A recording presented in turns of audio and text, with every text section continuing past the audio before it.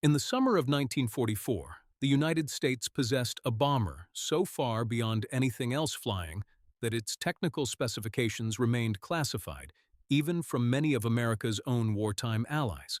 The Boeing B-29 Superfortress represented the single largest investment in any weapons program of the Second World War, exceeding even the Manhattan Project in total development cost. Pressurized cabins allowed crews to fly in relative comfort, at altitudes that would otherwise require oxygen masks and heated flight suits. Remote-controlled defensive gun turrets, operated through an early analog fire control computer, allowed a single gunner to direct multiple weapons stations simultaneously. Its range exceeded 3,000 miles, enough to strike the Japanese home islands from bases in the Mariana Islands and return without refueling. Every component of the aircraft represented a level of engineering sophistication that the United States guarded with extraordinary care. Aware that its bombing campaign against Japan depended on maintaining a technological advantage that no other nation, friend or adversary, could easily replicate.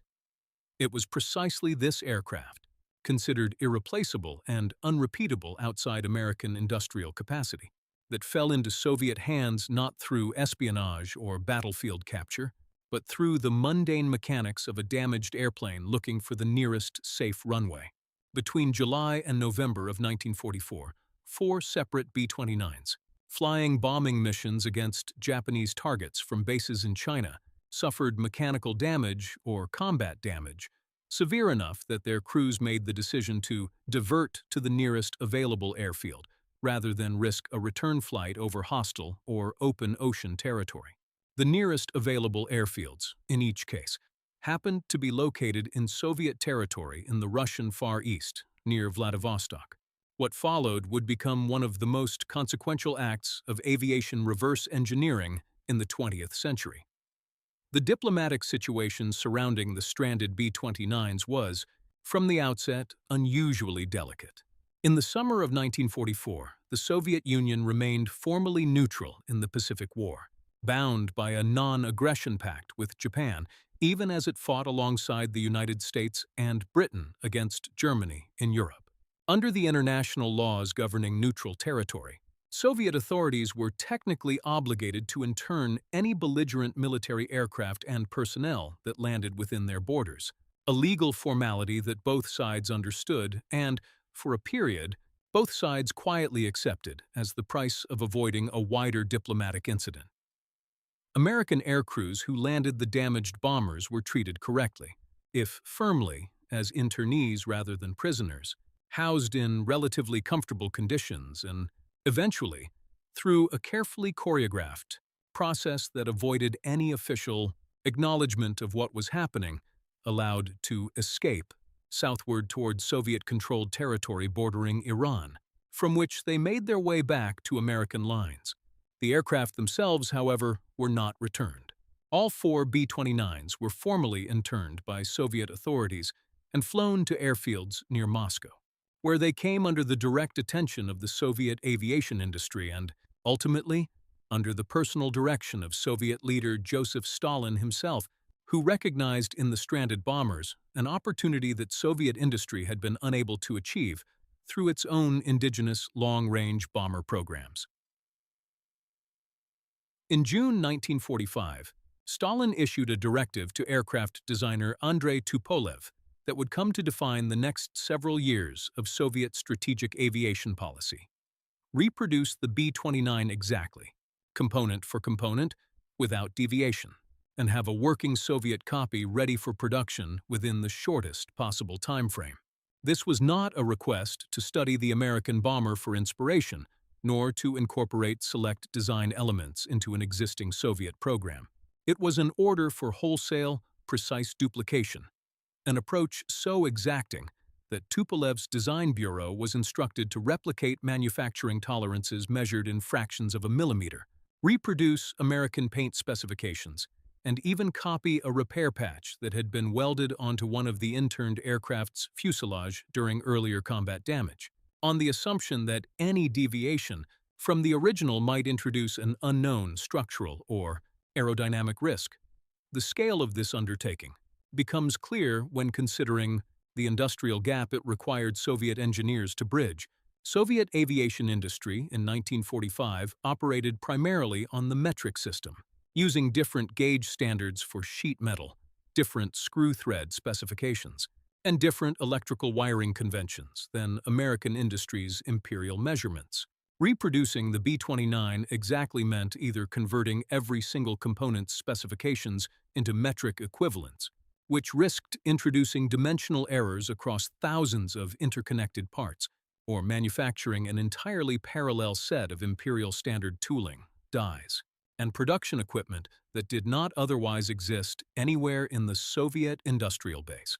Tupolev's team ultimately pursued the latter approach for critical structural components, an enormous and largely invisible engineering achievement that received far less historical attention than the finished aircraft it produced. If the story of Cold War industrial espionage and reverse engineering fascinates the viewer, the channel invites a subscription. Every week, this series traces the hidden technical stories behind 20th-century military aviation. One of the 4 interned B-29s was completely disassembled down to its smallest rivets, with every component individually measured, photographed, and catalogued before Soviet engineers determined how each piece had been manufactured. A second aircraft was kept fully assembled and flight-worthy, used as a reference standard against which the accuracy of reproduced components could be continuously checked. The remaining 2 aircraft served as sources for additional parts and as backup reference material as the program progressed. This was not simple copying in any casual sense. It required Soviet metallurgists to reverse engineer the specific aluminum alloys used in the American aircraft's skin, Soviet electronics engineers to reproduce the analog fire control computer, governing the defensive gun turrets without access to any American technical documentation, and Soviet radio engineers to duplicate the aircraft's communications and navigation equipment, despite having no direct exposure to the underlying American radio technology standards. The program consumed enormous resources and involved an estimated 900 separate Soviet enterprises and design bureaus, coordinated under a single unified program with direct oversight from the highest levels of Soviet government. Remarkably, the entire reverse engineering and production preparation process was completed within approximately 2 years, an extraordinarily compressed timeline for reproducing an aircraft of this complexity without the original manufacturer's blueprints, tooling specifications, or engineering documentation. On May 19, 1947, less than 3 years after the first American B-29 made its emergency landing near Vladivostok, a Soviet-built exact reproduction, designated the Tupolev Tu-4, made its first flight, an aircraft externally and structurally almost indistinguishable from its American original. Built entirely through Soviet industrial capacity, using components and materials the Soviet Union had never previously manufactured to these specifications. The B-29 Tu-4's public unveiling came on August 3, 1947, at the Soviet Aviation Day display at Tushino Airfield outside Moscow, where 3 of the new bombers flew overhead in formation before an audience that included foreign military attachés, several of whom immediately recognized the unmistakable silhouette of an American B-29. Initial American intelligence assessments struggled to explain what they were seeing.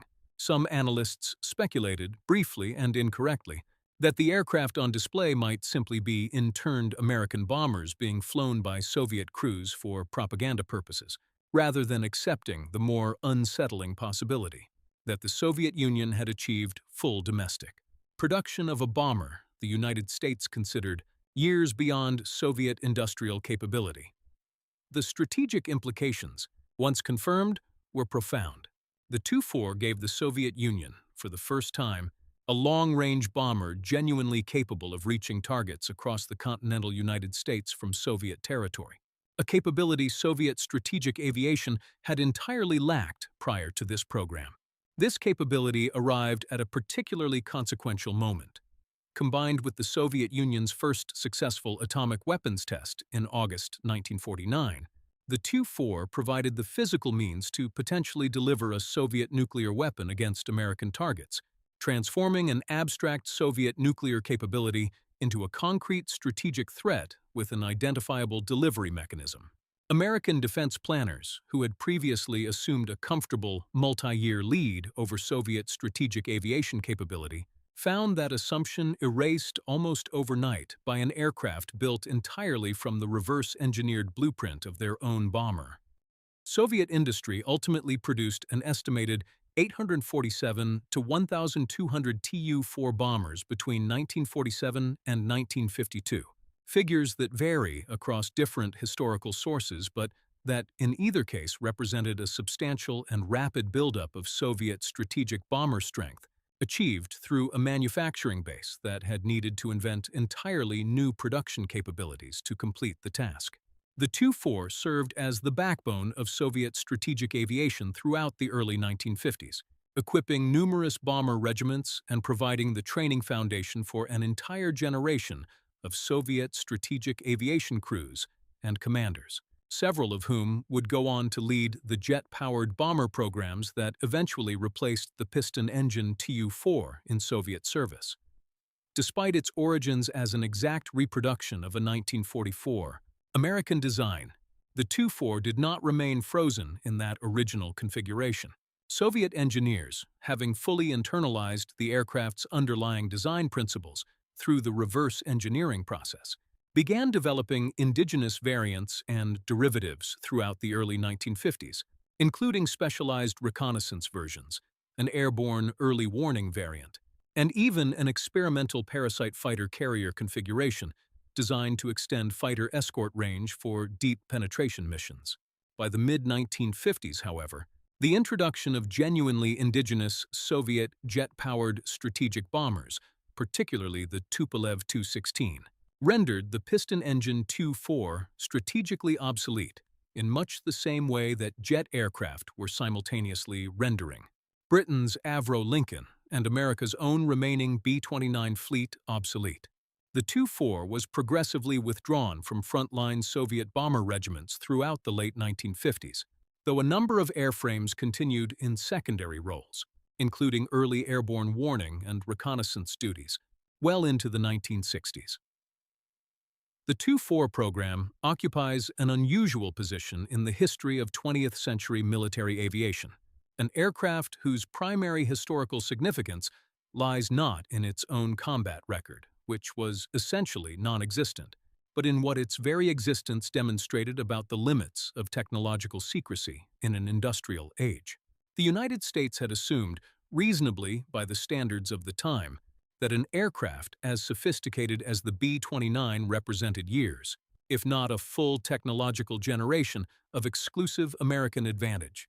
The Tu-4 program demonstrated instead that a sufficiently motivated and well-resourced industrial power, given even a small number of physical examples to study, could compress that assumed advantage into a period of roughly 3 years, achieving full domestic production of a first-generation strategic nuclear delivery platform.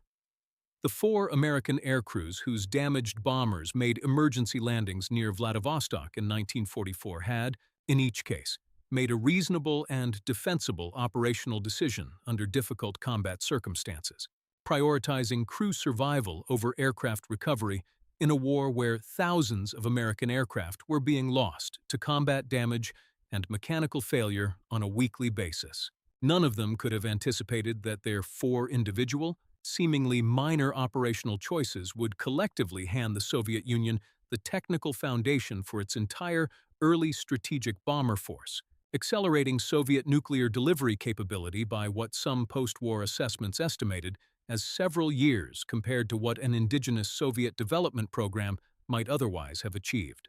The Tu-4 that emerged from that unlikely sequence of events flew for over 2 decades in Soviet service, an almost perfect physical copy of an American bomber that never fired a shot in anger under its new operators, yet fundamentally reshaped the opening decade of the nuclear arms race simply by existing.